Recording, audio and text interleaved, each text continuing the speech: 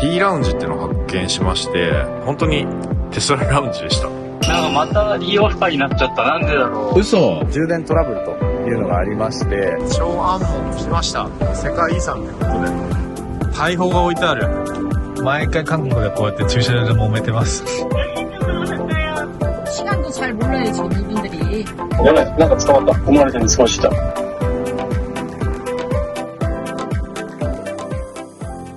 どうも、宮田です。前回からだいぶ空いてしまいましてすいませんでした。で、今回は3本目の動画になるんですけども、今回はソウルからさらに北に行きまして、イムジン学公園っていう韓国のね、一番北側の公園っていうんですかね、そこまで行ってきました。で、その他にもですね、ヒョンデのね、モータースタジオのめちゃくちゃでかいやつがあったんで、そこの見てきたりですとか、いろいろと見学ツアーね、たくさんしてきました。で、その間にね、スーパーチャージャーもいっぱい寄ってますんで、ぜひね、ご覧いただきたいなというふうに思うのと、またね、今回も大トラブルがありますんで、ぜひご期待ください。それとですね、今回で5人で回る旅は最後になります。次回からはですね、もう2人になっちゃいますんで、5人でね、楽しんでいるところをぜひ見てもらえたらなというふうに思います。今ね、これ見ていただいているのは、いっぱいスーパーチャージャー行ったんですけども、ちょっともうご紹介しきれなかったやつですね。もうソウルの中は地下とかばっかりなので、もう全然変わり映えしなかったんですけども、ここのワンマウントっていうね、ところは、めちゃくちゃスーパーチャージャーの数も多くて、11機だったかな ?V3 がありまして、デスティネーションチャージャーに関しては、ここが一番多かったんじゃないかってぐらい20機ぐらいありましたね。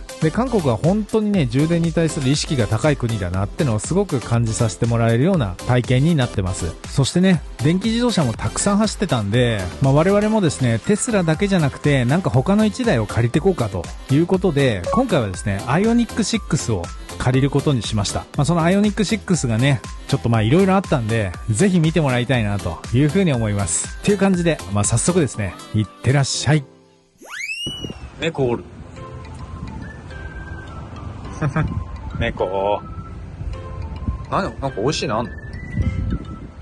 ここがロッテのレンタカーね。今日借りるんですけど、これだね。アイオニック6。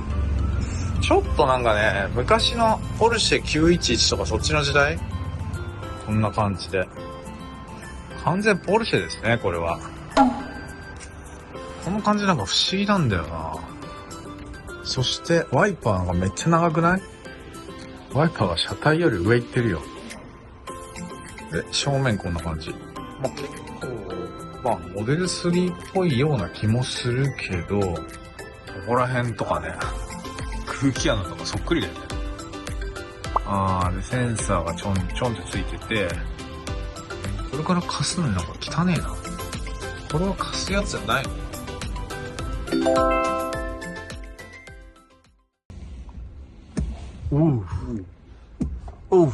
結構効く。結構めっちゃシビア。どうすか、左半はどうすか？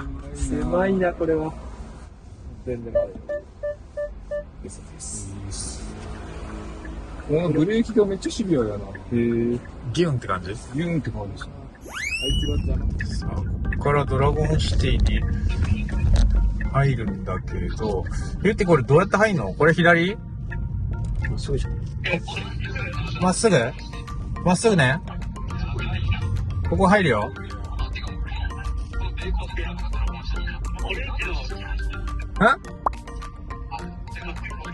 オレンジのやつに続く？いや、パーキングじゃない。はい。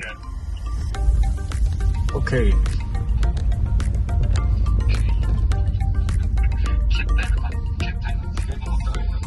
決体。出るときも多そうだな。右。はい。こっちテスラってグレーで書いてあるから目立たないよね。で、B3。テスラあそこに止まってるってことは？危ない。そう。びっくりした。すげえ止め方してんな。ねこんなところに止めるんだ。開いてないんだからしょうがないじゃないの。たくさんあるよ。これか、ドラゴンシティ。すごいな。はい、OK。はい、やってきました。ドラゴンシティですね。今ちょっとね、電気自動車だけど、テスラじゃないの止まってますね。そして、我らのマフティーさんも一緒にそこに止めるという感じになってますけども、まあ空いてるからね、ちょっとの間だけこれで行こうかなという感じです。で、ここはですね、すごいんですよ。これ幅がないっていうかね、すごい設置の仕方なんですよね。これ表裏っていう設置の仕方なんですよ。なので 4B と 3B ってなってるんですけど、まあセットとしては奥側が4で手前側が3というセットになってます。なので、まあこっちが 4A、3A という感じになってます。で、V3 なのかなこれは。調査しに行く前にちょっと先に充電しましょうね。多分ね、使うのは今回 3A になると思います。で、案の定周波数ここも違うから開かない。で、ここを押して、こうやると。で、恒例のレインボー。はい、すいません。ちょっとね、容量いっぱいになっちゃったんで、あれなんですけど、今ね、ちょうど充電してます。もうね、ほぼね、100% に近いから44キロとかしか出てないですね。で、ここは、ドラゴンシティって言って、一番最近にできたみたいで、363ウォン1キロワットあたりってことで、こっちはね、キロワットあたりで金額が決まるみたいですね。で、超過料金は1000ウォンってことなんで、1分あたり、まあ、100円ぐらいっていう感じですかね。っていうことになってますね。こっちの方はですね、なんか、1分あたりだったり、1キロワットあたりだったりってことで、いろいろありますね。で、とにかくね、この数ですよ。ダダダダダッと並んでるこの両面使い。最高ですね。かっこいい。これは何なのこれ。これは充電量が出てますよ。宮田さんの時間。今これだけチャージングしましたよってこと。しかもここ、重量課金制です。そうだね。1キロワットあたりいくらって課金制だったね。で、これね、さっきちょっとね、教えてもらったんですけど、EV は止めていいよってことなんで、スーパーチャージャー専用ではないということなんで、ちょっとね、韓国語だから絶対読めないけどね。はい、そんなわけで充電終わったんですけど、今からね、ちょっとみんなでカジノ行っちゃうみたいな話になったんで、ここのドラゴンシティのね、この商業施設の上にはカジノがあるので、ちょっと行ってきたいと思います。じゃあちょっと今回の旅行代全部取り返しちゃおうかな、とか言ってると負けるんだよね。はい、急遽今からね、カジノに行くんですけど、中はね、撮影禁止なんで、ちょっとここで、また後で失礼します。ドラゴンシティのスーパーチャージャーのところにあるカジノです。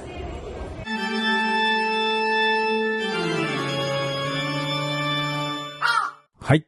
ドラゴンシティの中のね、カジノはちょっと撮影禁止だったんで撮れなかったんですけども、まあ一瞬でお財布の中身を失いました。で、この後ですね、我々はアイオニック6までも失うことになってしまいました。そっか。いやー、せっかくアイオニック6ですよ。戻しは10万ウォンですとか言ってる。あ、この時間でもう、貸し出しは終わりですと。もう貸し出し終わり？はい。ダメか。残念。デモに聞い取られちゃったのかな。そうですね。全部あいつのせいだな。違う。じゃあヒロさんじゃないんだよ。ついてあいつ。そう、あいつ。あいつだよ。あ、ヒロさんじゃないよ。ほんとあいつうるさい、マジで。これがアイオニック6借りて約4時間ですかね。事故に遭いました。もうあれデモですよ。デモがあって、そんな中で事故に遭ったわけですよ。多分デモに気を取られた運転手さんがそこで来てしまったと言ったような、そんな感じでございます。ちょっとね、後でどういう状況かっていうのはお見せしますけども、もう結構ひどいですね。せっかく借りたのに。一緒に明日ね、DMZ まで走るの楽しみだったのに。ここ曲がっちゃってるんで、これバンパーはもうダメですね。残念。僕らが行ったら、この辺が出てたんじゃない？そうわかんない。俺ら早かったのかな。やべ、神の妨害した。やべ。おっ、嘘なんでマジうわ、今突っ込まれた。なんでもう、何してんの今保険会社の方が来てくれてようやく調査が始まりました。これ本当に終わんのかな。もう結構何時間ぐらい待ったかね。でも30分マフティーさん、いや事故が起きてから約1時間ちょっとだそうです。だいぶ長く感じましたね。なかったですね。本当に海外でね、運転するときは有名なレンタカー会社のフルカバーの保険に入るようにしてるんですけど、フルカバーね。そこが良かったかなっていう。本当フルカバー入るんだって僕もさっき思ったんですよ。ああ。最高でしたね。ちょっとね、海外は絶対全部入っといた方がいいかなと。じゃあ、ちょっとね、これ終わったら、ゆっくりご飯食べ行きましょうね。お疲れ様でした。そして、なんか後ろがね、めっちゃ気乗ったでしょ、後ろ。後ろ乗りましたね。めちゃくちゃ広くて、なんか。INEX6 めっちゃいいじゃんっていう。そう。ね、僕今、全然、結構後ろに下げてるんですよ。足とかも。それなのに、後ろがめちゃくちゃ、そう。なんか、モデル3と比べても後ろまでの距離がえげつなく。倍ぐらいあるよね。ちょっと暗くてごめんなさいなんですけれども。はい、じゃあ自己処理もね、落ち着いたんで、この後は、カンジャンケジャンっていうカニをね、食べに行こうとしてたんですけども、なんとラストオーダー超えちゃったので、もうしょうがないから、すぐ近くにあったおでん屋さんに入りました。韓国風おでんっていうね、感じなんですけども、日本とはね、全然違った感じのもので、非常にですね、ここアットホームな、普通の居酒屋さんみたいな感じだったんで、めちゃくちゃね、落ち着きがあって、事故でね、気持ち的にちょっと冷えちゃってたんですけども、すごくね、心を温かくしてくれるような夕食になりました。はい、今日の最後ね、ここ、センターフィールドね、ソウルのセンターフィールドのスーパーチャージャーね、ここも V3 ですね、6ストールあるということで、ここ盛り上がってますね、本当に。いいとこ、柱にテスラって入ってるし、あと壁にも入ってる。驚くことはこっちね、エッセンシャルチャージャー3つでしょ？さらにこっちにドーンと。これが9台か10台あるね。デスティネーションチャージャーは、なんとですね、全部無料だそうです。なので、お買い物とかね、してる間、ここのビル、センターフィールドビルの中では無料で充電ができると。ただ駐車料金はね、かかるんですけどね。ということで、これがね、最高にいいですね。で、ジェン2とジェン3、ジェネレーション2、3、これが混在してますね。ということで、ここはですね、韓国ドラマで、なんか弁護士の回転ドアに入れない自閉症の女の子のなんかドラマの舞台になったとこだということで、非常に有名なスポットだそうです。ということで、ホテル戻ります。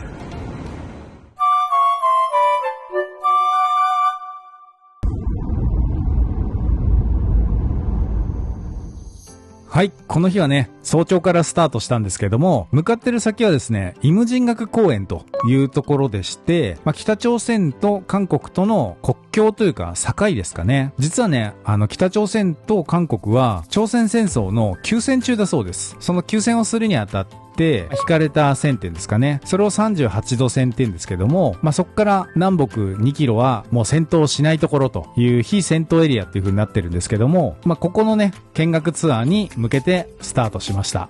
ちなみにこの DMZ ツアーというのはめちゃくちゃ人気でして、早朝から行かないとチケットが取れないという情報をですね、ユッティが掴んだので、こんなにね、みんなで朝早く起きて向かったという感じになってます。ここの向こうが北朝鮮みたいです。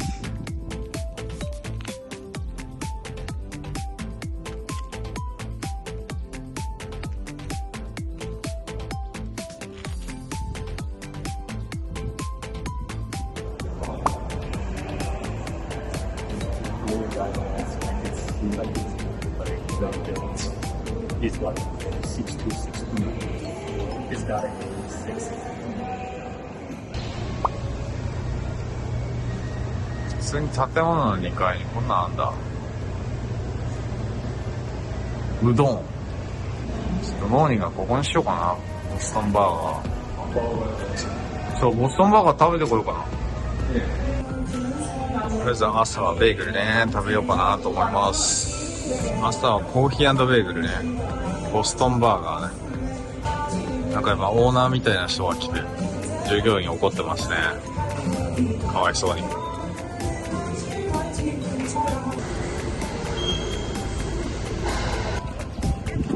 駐車場の反対側にこうちょっと展望台みたいなとこあるんですけど、これがね、なんて書いてあるかわかんないんだけど、平和記念の鐘なのかな。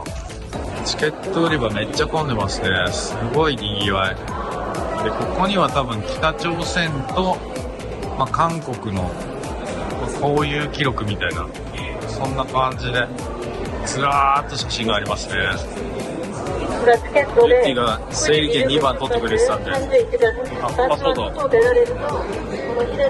宮田さんどうですか？わかんない。多分これが一番使い古してるから俺じゃないかな。ユッティが最強の整理券を手に入れてくれました。やりました。ユッティが2番を手に入れてくれたんで、楽々チケット手に入りました。さすがみんなに返しますか？そうですか。いや、めちゃくちゃ暑いですね。今日はね、朝ちょっと4時に起きて、まあもう一回寝ちゃって、私は5時に起きたんですけど、この DMZ っていうね、北朝鮮と韓国の境界線のところ、38度線っていうのかな。そこの、施設に来ました。で、ここはですね、資料館みたいな感じになってます。で、あとですね、北朝鮮が秘密で掘ってたトンネルっていうのが見られるそうです。そのなんかイメージがね、ここにあるんですけど、地下70メートルぐらいまで下がる300メートルほどあるトンネルで、今リニアかなんかがね、リニアじゃないか、トロッコみたいなね、電動で動くやつが壊れてるみたいで、自力で降りて自力で登るということで、今実はやってきました。死ぬほど暑くて死にそうです。これあそこにあるね、あれ。で、秘密で掘ったトンネルが4つぐらいあったそうですね。で、ここはですね、年間600万人ぐらい訪れるそうで、非常に人気の実はスポットなんですね。で、DMZ 略してミリタライズドゾーンということで、非戦争エリアみたいな、そんな感じみたいですね。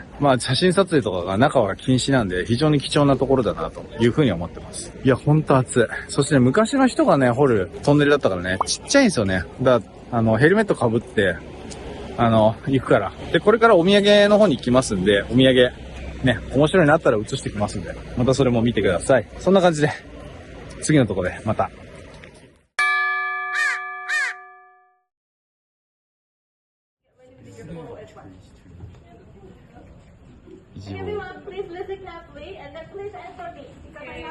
はい、ということでですね、熱っということでですね、ここ、向こう側がね、もう北朝鮮です。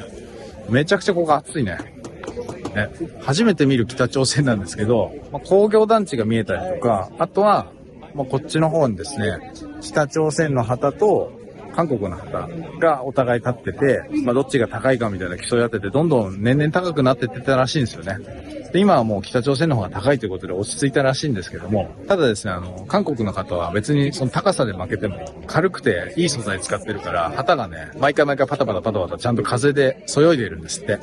だけど、北朝鮮の旗はですね、なんか重いらしくて、絨毯みたく。で、それでいつもぐるぐるぐるってこうね、しぼんじゃってて、ちょっとね、いまいちだということで、なんとなく韓国の方はそれが誇らしいという形だそうです。ということで、ここに関してはですね、あんまり私もよくわからないので、とりあえず北朝鮮初めて見えるっていうね、この感じがすごい。広大な大地が、広がってるんですよ。北朝鮮ってこうニュースでしか見ないから、一番偉い人がなんか歩いてるとかね、そういうところぐらいしか見ないじゃないですか。だからこういうの初めてなんで、ちょっとね、いい経験になりました。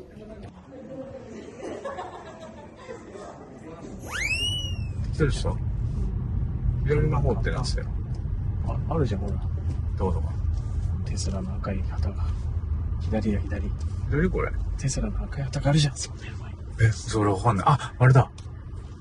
見つけて。テスラ。サーチ能力。待てていける。待って。マジここ初めてのあれじゃん。砂利道やん。あっち左って言ってきて。砂利道やん。砂利道に、テスラマークある、ほら。さすがに地面のコンクリートだな。いや。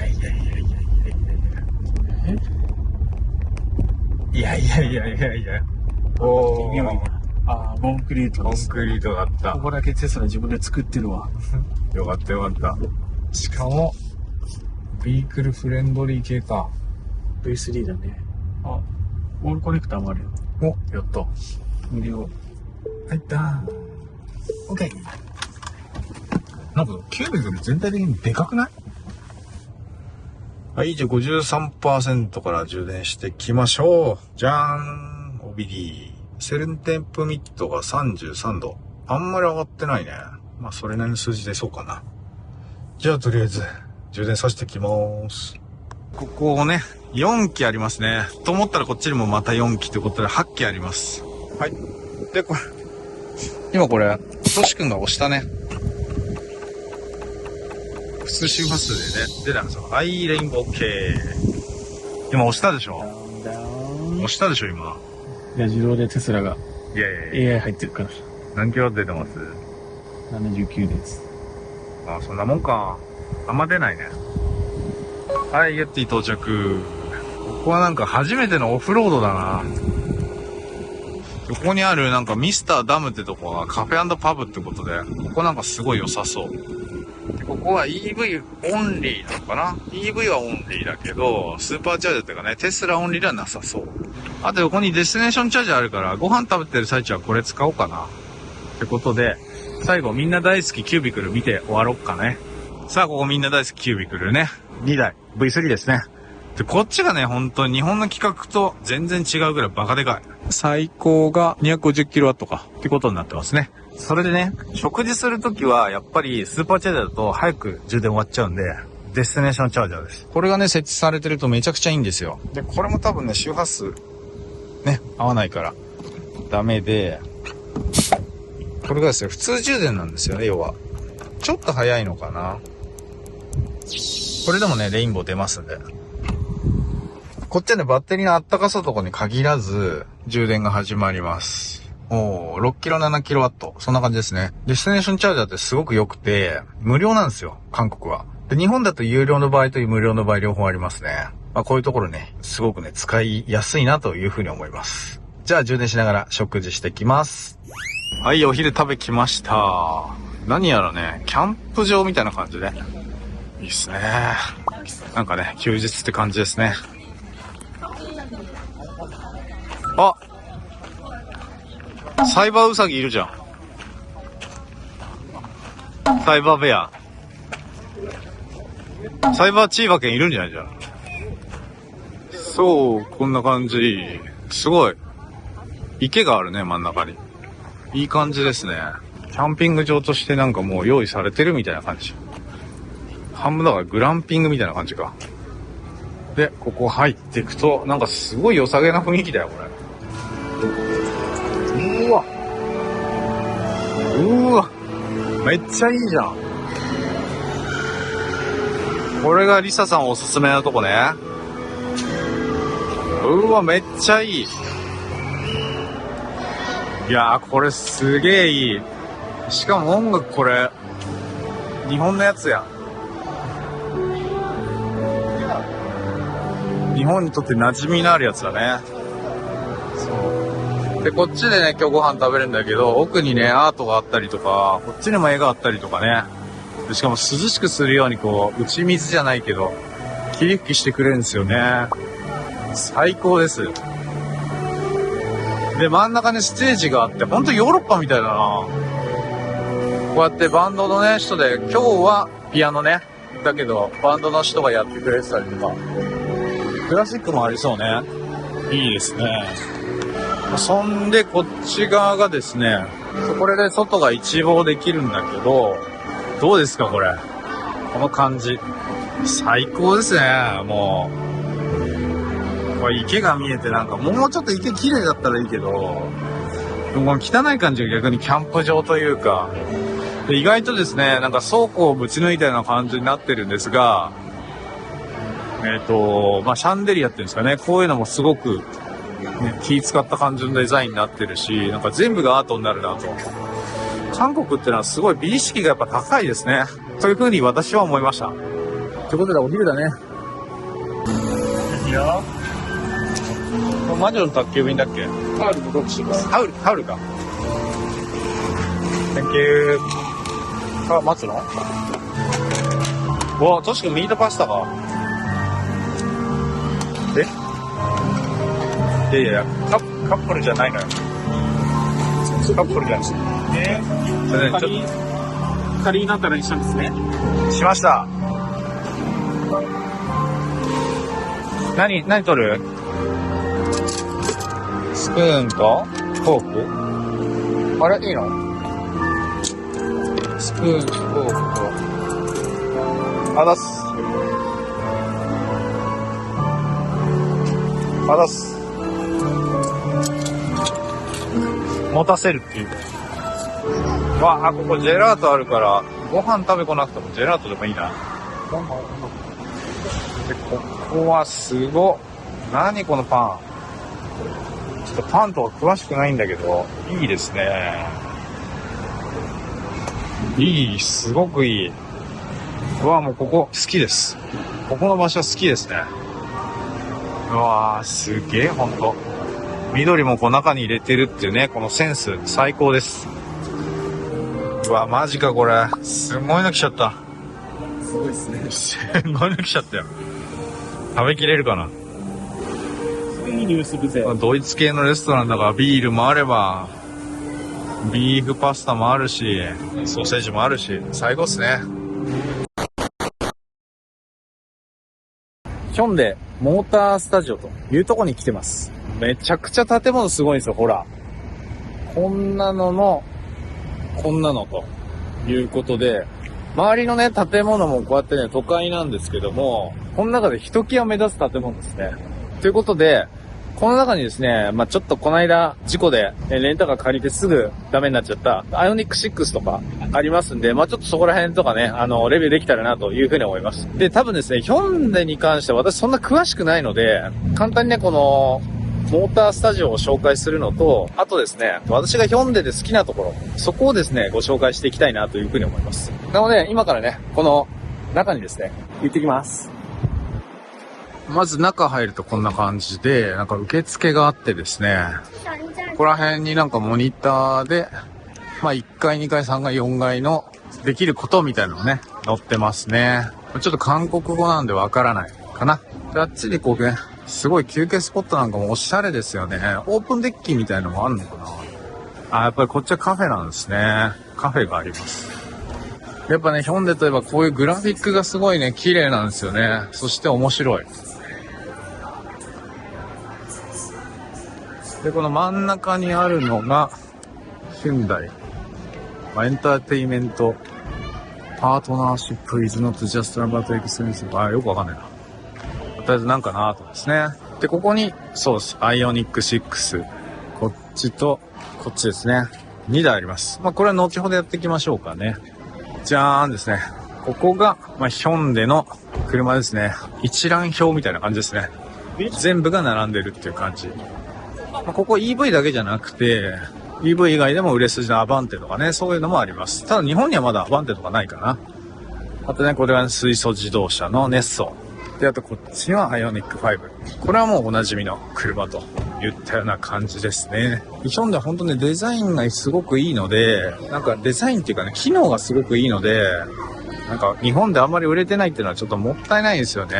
使える車なんだけどな。で、あとこっちはね、なんかどうやら博物館みたくなってて、この奥に行くと、ヒョンデの車の構造とかね、あれ、ちょうど車を作ってるロボットアームみたいなのが動いてますね。ということで、アイオニック6ちょっと見に行ってみましょう。でも人が乗ってるんで、そのままもうね、これ始めてしまいましょう。これね、ライトは、なんかこんな感じで、で、ピクセルがデイライトになって、その上にヘッドライトみたいな感じになりますかね。で、この下のなんか、開きそうなバンパーのね、下のところあるじゃないですか。ここはね、場合によってパカッと開くみたいな感じですね。ウィンカーね。ちょうどつけてくれましたね。ウィンカーこんな感じです。で、フランクに関してはフランクはないみたいですね。で、タイヤがピレリの P0 ですね。245の 40R20 ということで、結構でかいですね。まあ大きいんじゃないかなっていう感じ。後ろも一緒だね。で、ここがチャージングですね。これね、C3 ですね。で、ここを押してあげると閉まるのが、これヒョンデのいいところですよね。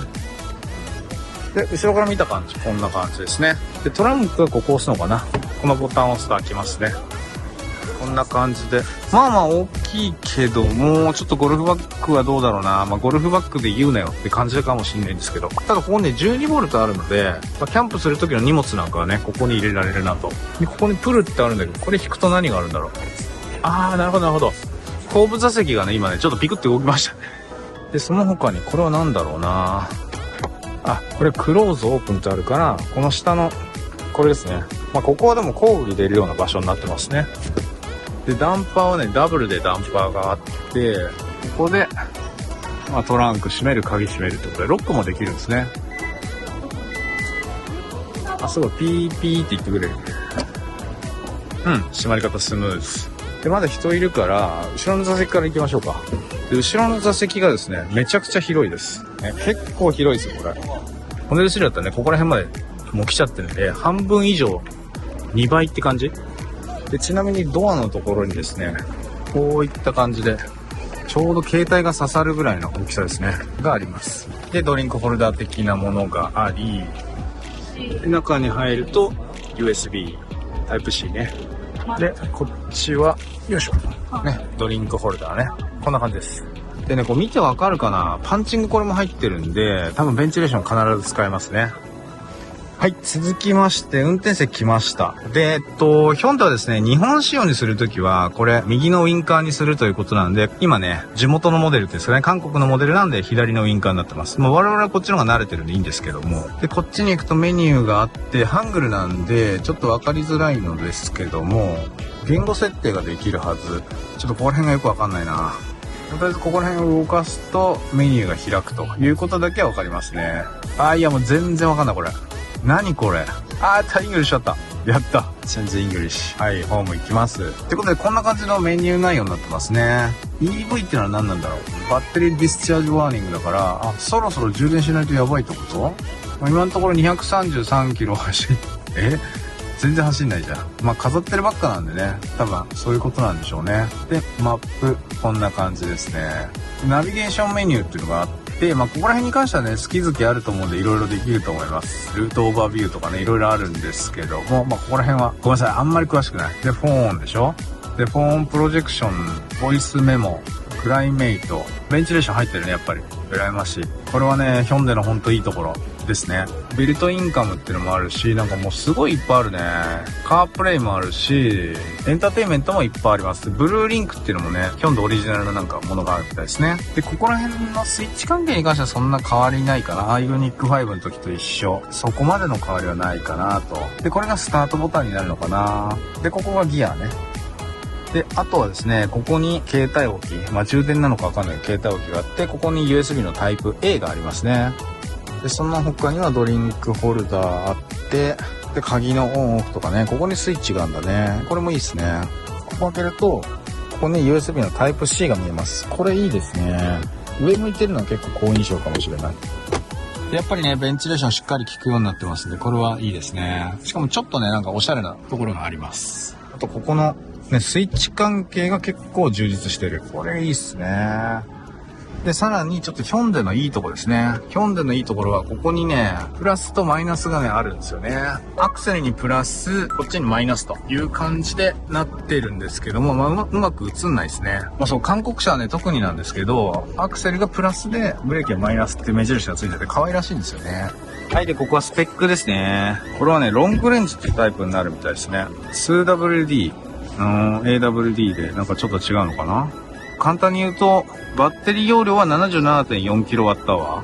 レーテッドボルテージは697。これはちょっと僕数字に弱いかわかんないんだよね。唯一わかるのがサイズですね。1630の4855ということで、アイオニック6ね。モデル3よりはちょっと大きいかなという感じです。はい、2階に来ました。さっきちょっとね、言い忘れちゃったんだけど、宙吊りのね、アイオニック6があるんですよ。で、宙吊りにしてる意味はちょっとわかんないんですけど、ちょっとスパイダーマンが乗ってんのかな。なんかじゃあ映画でマーベルと組んだのかわかんないけど、こんな状況が2階にはあります。で、2階はグッズですね。グッズが売ってます。なんかすごいキャンプグッズとか犬のグッズとかね、そこら辺が豊富ですよね。で、あとこれは、ミニカー。すごっ。ミニカー。これ全部ヒョンデのミニカーなんじゃないかな。当然ですよね。すごいなんかやっぱスタジオっていうだけあってめちゃくちゃいいですね。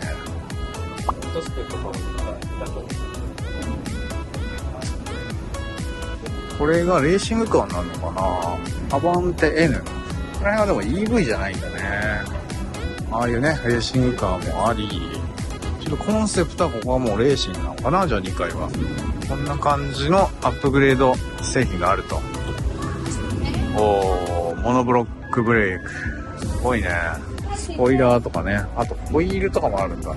でもこういう展示の仕方本当にね、珍しいから、いいかもしれない。ちょっとあっちにゲーセンみたいなのあるじゃん。ちょっとゲーセン行ってみよう。なんと、VR ゴーグルを備えた、これなんだっけこれ。15分まで、できんの無料で。これ15分間無料でやらせてもらえそうです。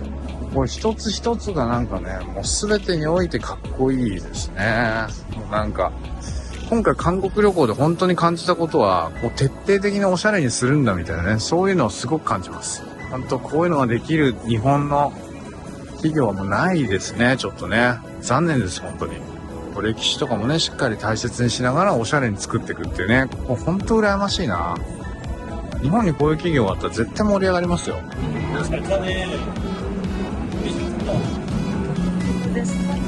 はい、座るのね、了解。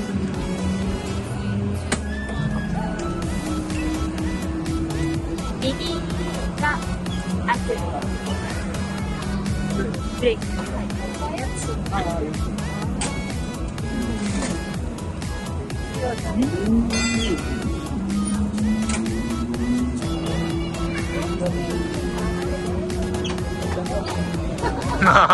いやいやいやいや。いやいやいやいやいや。ブレーキラインテスト出てましたよ、皆さん。いやいやいやいや。いやいやいや。おかしいおかしい。ブレーキブレーキブレーキ。ブレーキブレーキ。先生。はい、一番上にやってきましたよ。これやばいっすよね。レストランがあそこにあるんですけど、レストランだけじゃないです、これ。すごいよ、この見晴らし。大感動します。いや、これやばい。成功者だよ。いや、これ成功者の。こんな。すごくないですか？で、こっち側にレストランの外で食べるスペースがあって、こうね、ちょっと今から行くね。ここ全体的にこうやって、ほら。段々になってて、休憩スペースがあるんですよ。で、ここでコーヒー飲みながら、ちょっとチルれるっていうね。そんな感じですよね。いいっすよね。で、オープンデッキがあって、上にね、傘もこういったおしゃれなのがあると。で、こっちがレストランになってるから、お昼はここで食べることができて、もう一日楽しめるよね、これだったら。午前中から来てお昼、もしくはブレックファースト食べて、ここ降りてってとこにもカフェあるしってことで、もうすごい。こんな感じで、ね、ちょっとコーヒー、アイスコーヒー飲もう。まあ、ほんと、脱帽です。いや、マジ暑い。ここ入ると、こんな感じでね、ラウンジみたいなのがあって、コーヒーとかね、飲み物の売店があります。よくないですか？マルゾッコ使ってますよ。エスプレッソマシンマルゾッコだから、間違いなく美味しいはずです。はい。ヒョンデのね、モータースタジオめちゃくちゃ良かったですよね。一日ね、楽しめる場所だなというふうに思いました。で、この後はですね、ちょっと二手に分かれまして、私とヒロさんはソウル駅の方へ向かいました。ヒロさんがね、ちょっと次の日仕事だったんで、もうテジョンの方戻らないといけないということだったんで、私とヒロさんはソウルへ。で、残されたね、ユッティ、トシ君、マフティさん。この3人はですね、ヒョンデモータースタジオの中で、まだ工場見学とかね、そういうのがありますんで、それを見てから夕食に合流といったような段取りになりました。ヒョンデのモータースタジオの中の特別展示エリアみたいなとこね、その動画に関しては、トシ君の僕テスチャンネルでぜひ見てもらえたらなというふうに思います。出ると思いますんで。ヒロさんをソウル駅に送り届けた後、まっすぐね、道なりに行ったら、なんか歴史的な建物がね、見えたんで、ちょっとそこを見に行ってみました。まあ、前を通っただけなんですけども、キョンボックンっていう京福宮みたいな感じに書く場所があるんですけども、そこのですね、光華門っていうね、韓国で言うと、クワンファムンっていうらしいんですけども、まあ、そこの前を通りました。ここはですね、なんか、朝鮮王朝時代の始祖である、イ・ソンゲっていう人が最初に建てた王宮らしくて、なんかね、もっとちゃんと調べていけばよかったなっていうぐらいちゃんとしたとこでした。すごいね、やっぱね、歴史的な建物ってやっぱ迫力ありますよね。ソウル市内はですね、こういった建物がですね、街中にポンってあるのがすごいびっくりするとこですね。まあ、ここを通りながらですね、この後はスーパーチャージャーを何軒か回ったという感じなので、そちらのご紹介に移りたいなというふうに思います。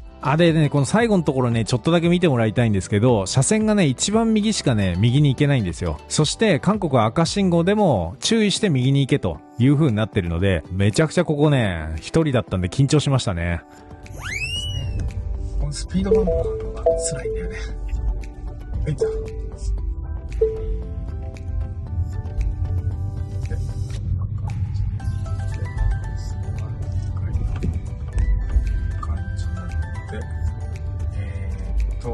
ですが、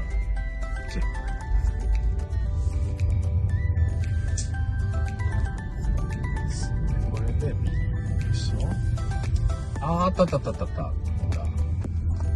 それはチャージということで、こんもりでけえな、これ。よいしょ。スピードバンプがでかすぎる。はい。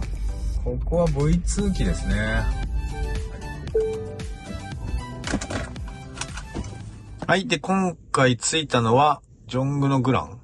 V2 機だと思うんですけども、1kW あたりの価格でやってくれます。V2 機はもしかしたら 1kW あたりの価格でやってくれるのかもしれないですね。ということで、充電始めていきます。充電温度はね、今 40.3 度ってことで、結構ね、いい状態ではありますので、効率はいいんじゃないかなというふうに思います。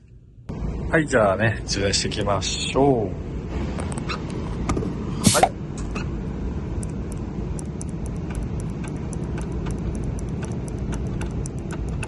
はい、来た。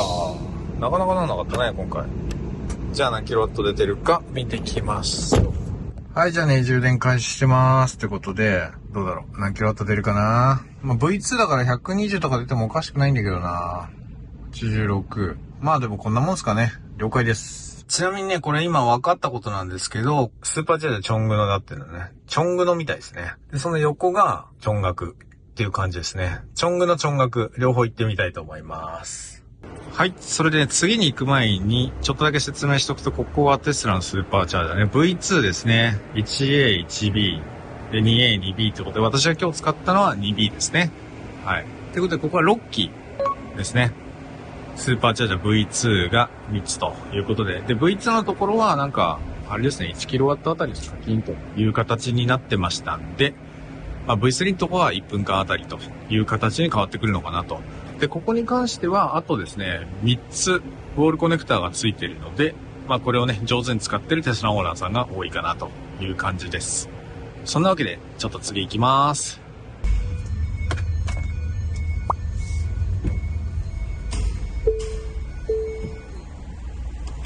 What time when you come in? 50 minutes. 50 minutes? 1,001. 1,001? 1,001. 1,001. Yes. Okay. Oh, this is okay. 감사합니다. Please receipt. But your car number is no. Japanese car number. Yeah. 안녕하세요. That's correct. 안녕하세요. 감사합니다. はい。ということでね、2軒目すぐ近くですね。さっきの、で、ここからここに来たよと。ここはですね、ソウルのチョンガクっていう風に言ってましたね。最大が 250kW。1分あたりではなくて 1kW あたりの価格で363ウォンということで、バッテリー温度はね、40.5 度ということなんで、まあ、バッテリーの状態はいい感じという感じですね。じゃあ、そういうことで充電していきましょう。はい。そしたらね、ソウルジョンガクはこんな感じで V3 がですね、6台ですね、並んでます。後ろにテスラって入ってるのはすごくかっこいいですね。で、さらにね、ここはね、もう2つ、こっち側にウォールコネクタがついてます。こっちからね、1A、1B、1C と。で、2A、2B、2C ということで、キュービクルが2台あります。で、ここにあるね、このモニターですね。これはですね、重量性なので、その重量性を見るコントローラーっていうかね、タッチパネルですね。今使ってるところが、どれだけ充電してるよってのを見てくれます。じゃあちょっとね、充電していきたいなというふうに思います。よいしょっと。はい。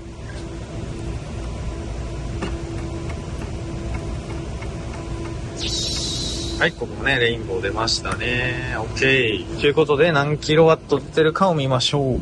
どうでしょうか？ V3 ですよ。やっぱ100キロワット出ないんだね。こんぐらいになってくると。もうちょっと減らさないとダメだね。はい、そしたらですね、ここですね。私が使ってるのは 1B なんで、ここを押します。アナザーストー。あれ？あそこ違うのかな？あれかな？ 1A かな？いや、1A じゃないよね。ここなんだ？違う。やっぱり 1B だよね。はい。ちなみにね、ここはテスラ専用ではないですね。EV だったら何止めてもいいよってことで、他のメーカーはですね、充電器させないにもかかわらず、まあこういうのがこちらの韓国では主流という形です。はい。これね、現場ではね、わからなかったんですけども、よく見ると、スーパーチャージャーの表示がですね、マジックドックのコネクターになってるんですよね。なので、駐車場枠もですね、電気自動車しか書いてないので、スーパーチャージャー専用ではないというところを見るとですね、将来的に他社メーカーさんが充電できるように、こういった仕組みになってるのかなと。いう風に思いました。なのでね、今回は重量制ではなく、1分あたりいくらという金額だったということだけお伝えしておきます。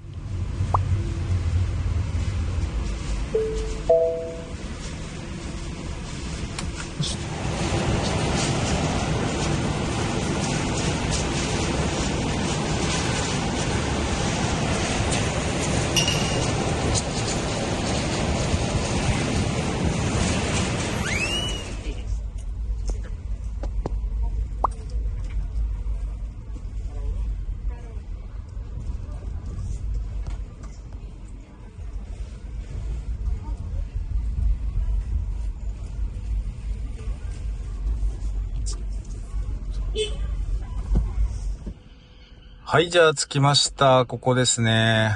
チョンガングリっていうとこに着きました。じゃあ、ここはですね、どうだろう。V3 ですね。で、1分あたりが509ウォンということになってますね。じゃあ、充電してきますよ。はい、じゃあね、今回使うのが 1C ね。で、ここにいっぱいテスラチャージングの看板あるんだけど、使ってないね。やっぱり周波数合わないから、開かないけど、こんな感じで。レインボーはちゃんと出る。速度見ていきましょうかね。77kW ですね。こんなもんすかね。はい。ここはね、3台ですね。ここはテスラ専用ですね。になってまして、隣にキアが止まってますね。かっこいいですね、この艶消しのキア。で、こっちの人はね、なんかね、全部にこれがついてるんですよね。この青いスポンジ。ドアパン防止みたいなね。これは出荷時の時にみんなついてくるそうです。なので、オプションで買う人はあんまりいないそうですね。で、スーパーチャージャーとは別にですね、こちらにデスティネーションチャージャーがあります。合計で6機あります。